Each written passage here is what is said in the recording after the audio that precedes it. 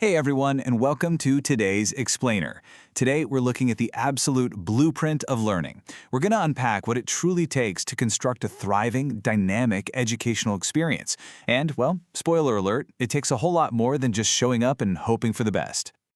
So, what makes a classroom truly successful? I want you to really think about that for a second. We have this pervasive, almost romanticized societal myth about education, right? You see it in movies all the time. The single, incredibly charismatic teacher who marches into a chaotic room, maybe stands on a desk, delivers this impassioned speech, and single-handedly transforms a group of struggling students into brilliant scholars.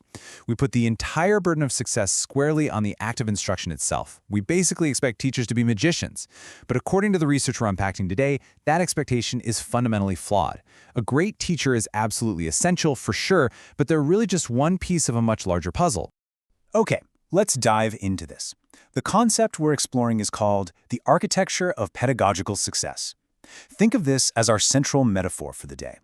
We aren't just talking about some vague, abstract concept of school or learning. We're talking about building a physical structure.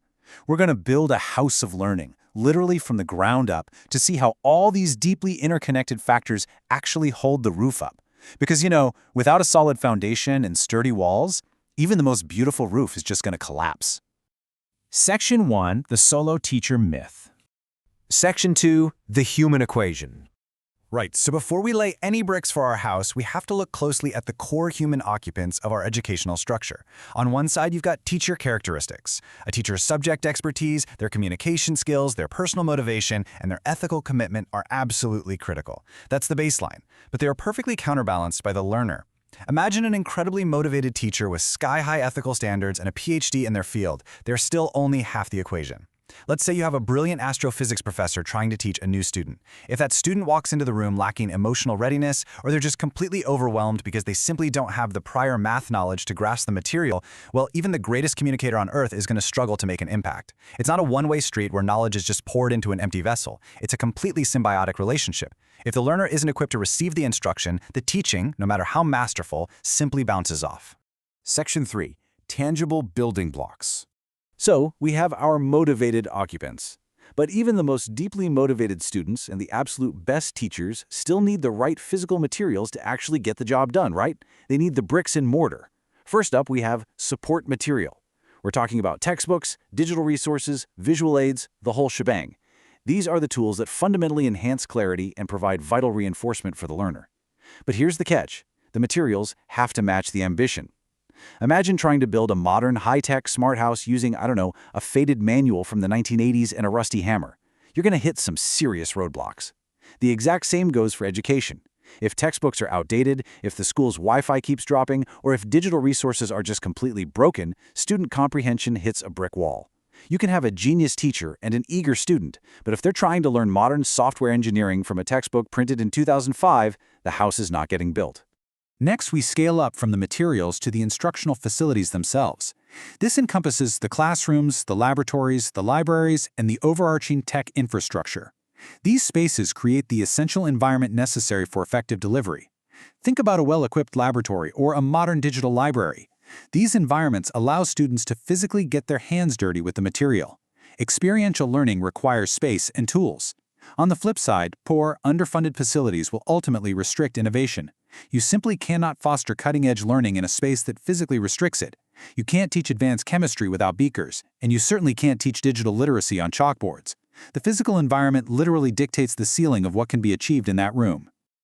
Let's move to Section 4 and see how this builds. The invisible architecture.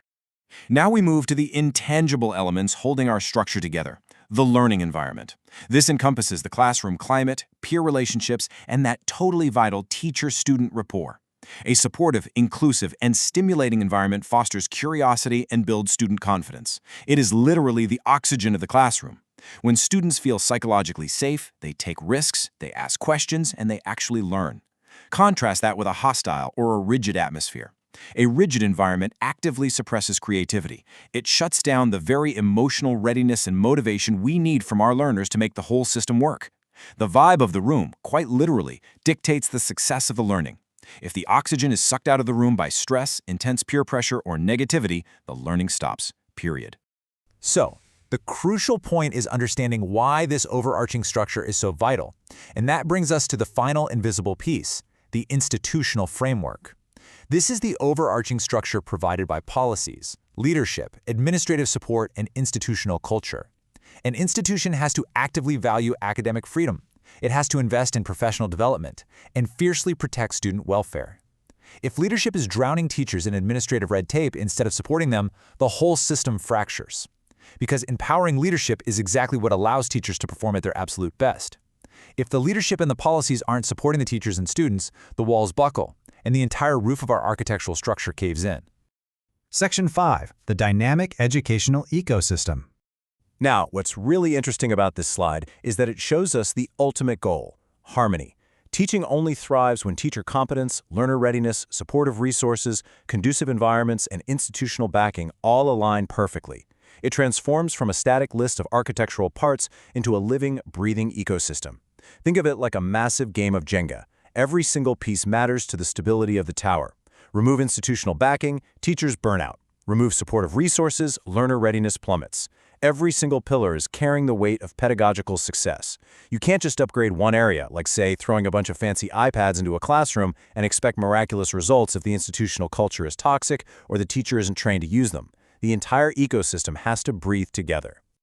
So, as we wrap up today's explainer, I want to leave you with a bit of a challenge. Which of these essential pillars is currently missing from your own learning or professional environment? Are you relying way too much on the solo teacher myth, hoping one person can just magically fix a systemic issue? Are outdated facilities holding you back? Or is the institutional framework actively working against you?